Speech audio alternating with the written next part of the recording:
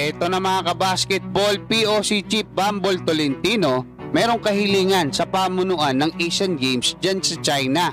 At sinabi nito na hindi siya bibitaw para nga mapasama etong si Calvin Abueva at Terence Romeo at yung iba pang kasama dyan nga sa Final 12 lineup ng ating Gilas Pilipinas para sa Asian Games. At nagdesisyon na nga si Coach Tim Cone kung sino-sino yung mga players na gagamitin niya para sa tune-up game mamaya ng ating Gilas kontra nga dyan sa isang KBL team. At pwede natin panoorin yan mga kabasketball. Meron pang dalawang bagong Pinoy bowlers na susubukan ng kapalaran dyan nga sa Amerika at tinalo ng ating batang Gilas under 16 etong South Korea. Pero bago yan, hihingila ko ng isang matamis na like bilang pampagana. Kanina nga sa naging balita ng Spin.ph mga kabasketball ay nagdarasal etong si POC Chief Bambol Tolentino para nga maging patas yung laban dyan nga sa darating na Asian Games dyan sa China. Ang nangyari kasi mga kabasketball, hindi rin naaprubahan yung mga players or yung mga atleta natin, no? Diyan sa fencing 3, sa gymnastics 1 at isa rin sa golf. So bali 5. Bukod pa nga kala Calvin Abueva, kala Terence Romeo, doon sa 5 players na hindi nga kasama doon sa 37 players na ipinasa netong SPP.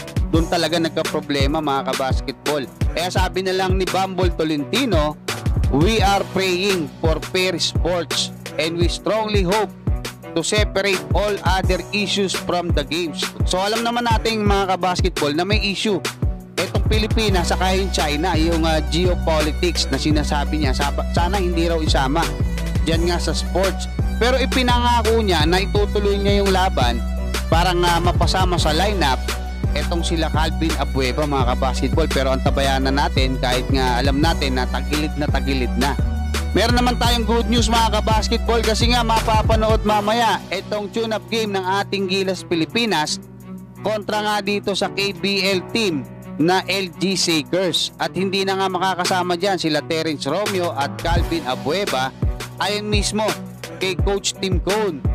Doon kasi sa naging interview sa kanya, sinabi niya na hindi niya na nga paglalaruin sila Calvin Abueva, sila Terence Romeo kasi nga hindi sila kasama doon sa 37 players na inilista ng SPP. Wala na tayong magagawa, yun yung ibig niya sabihin. Alas 4 ng hapon yan mga kabasketball sa Phil Sports Arena. Yung mga gustong manood, pwedeng magpunta dyan. Wala pong ticket dyan. Sa ibang balita mga kabasketball, meron tayong good news kasi dalawang young bowlers na naman, homegrown, no? Dito lumaki yan sa Pilipinas, ang susubok ng kanilang kapalaran dyan nga sa Amerika. Kasi nga naimbitahan etong si Andy Gimao mga kabasketball. Halimaw to, no? 18.9 points, 7 rebounds, 2.9 assists, 2.2 steals per game. Matindi yung kanyang stats. At sabi nga ng tiebreaker times mga kabasketball ay maglalaro siya sa Veritas Academy National Prep, isang Nike Elite High School na located dyan sa Malibu, California. Habang yung kanyang teammate naman dyan din sa letra na si Jonathan Manalili ay nagkaroon naman ng interes yung isang US NCAA Division 1 school sa kanya, kaya tutungo rin siya sa Amerika. At masayang masaya yung coach nila, yun daw kasi yung gusto niya para sa mga players nila na marating yung highest level ng basketball para matulungan syempre yung kanilang mga pamilya. Meron pa tayong isang good news mga kabasketball kasi nga tinalo netong ating batang Gilas etong South Korea sa score na or sa lamang na 24. So tinambakan nila ng 24 points yung South Korea mga kabasketball. Hindi pa pala tayo nananalo dyan sa FIBA tournament mga kabasketball, no? Under 16 4 na talo na tayo sa kanila, sa under 18 5 talo na tayo sa kanila.